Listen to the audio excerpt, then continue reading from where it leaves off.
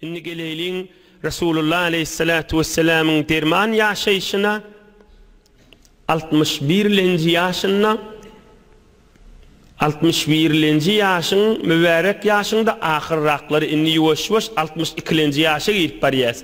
Bir yönü 61. olan yaşta. Yemen'den bir kervan geliye Allah koklüdüğünden kervanın gurrunu hizmetine de yetirelim. وقدم وفد تجيب من اليمن المدينة المنورة قد ساقوا معهم صدقات أموالهم وقالوا يا رسول الله سقنا إليك حق الله تعالى في أموالنا. Bir hevre qava adamlamış Yemen'den bir tofor adamlar bir kervan olup hemmesi bir tayfan adam sımıştık, bir ovan adam sımıştıklar. Üşüyüp bir neçe nefer bolup malgaralarının zekatlarını yığınıp Medine-i Münevvere'ye avulin bar salama geliptirler. Yani belli oluya bilen namazı boyun alıp, zekatı boyun alıp bir hak Müslümanlardanmış da. Ohum ya Resulallah salamlaşıptırlar, hal-ahval ediptirler. Ohum caylaşarlarından sonra aydiptirler. Ya Resulallah, yine bizim malgaralarımızın sadakaları şöyle getirdik sana sürüp diptirler. Ohum Peygamberimiz aleyhissalatu vesselam aydiptir. Her yurdun, her ovan zekatını, üşrünü şu ovan adamlarına sündürmeliler diptir. Her ovan üşrünü, zekatını şu ovan adamlarına sündürmeli. Fıkıh Hanefi'de vurgurrunma ve kuriha naklu zekat min beledin ila beledin ahar. Fıkıh Hanefi'de olovadan olova üşrüm ya zekatım deyip akitmellerliye. Meğer iki şert bilen akitsen bolya. Başka ovak, başka mantağak. Ya başka ovada, başka mantağada karınlaşı var olmalı. Ya da şu başka ova, başka mantağada metaçrak bolsa, ya şu tadı din yürüdülecek bolsa, ondan otağa akitsen bolya da. Peygamberimiz aleyhissalatu vesselam aydiptir. فَقْسِمُوهَا عَلَى فُقَرَائِكُمْ Öl yurdunuzun gariplerine paylamalahim münniptir. İnne fıkıh Hanefi'de de ne molli? Bir yerden bir yağa zekat etmek mekruh ol bir qavlat değil şeriatta.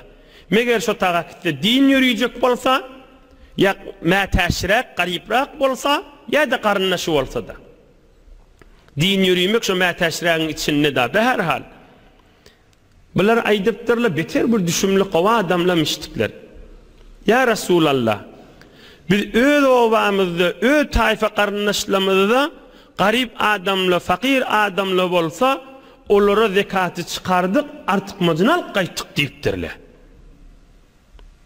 Öz gariplarımızda, öz devrimizdeki onları iki halini sorap, ohum maslahat bir al qaytık bular, onlara verdik biz deyiptir. Ohum Hazreti Ebu Bekir Sıddık köplerçe kervan geleni Resulullah'ın yanına bolyanmış. Ya Resulullah nahat gin qava adam bular deyiptir.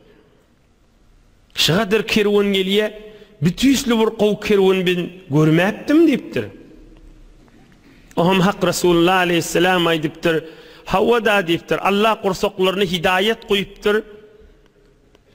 Bir adamın kursağına Müslümançılık koyulsa, İman uyulsa, hakikat Allah şu adama qavuluk istediğidir deyiptir.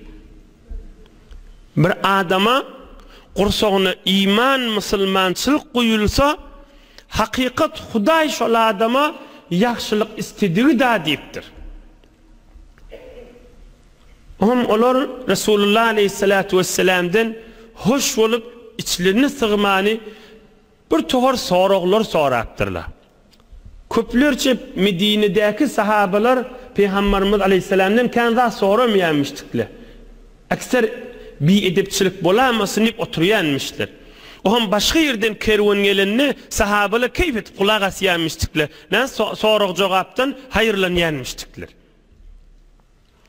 Öyleleri bir edepçilik bolamasın deyip köplerçe keplemen oturýanmışdyklar bir zarur sorag bolmasa. Ohum Kur'an'dan sorapdyrlar, Hak Resulullah'dan bir towar sünnet öwrenipdirli. Peygamberimiz aleyhissalatu vesselam bütüsli owadan gelen kerwen odol görmäni beter hoş bolupdyr Peygamberimiz. Hatta Hazreti Bilal'a näme diýipdir?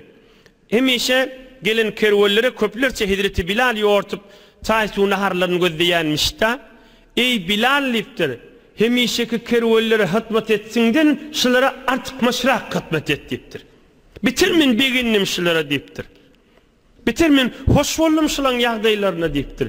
Ýöne bilesleri gelip musulmançylyklaryny beginşip, musulmançylyklaryny özüni ýük bilmäni uçup barýan mamalla, ýürek-ýürekden suwçya bilýär-da nähillidigini.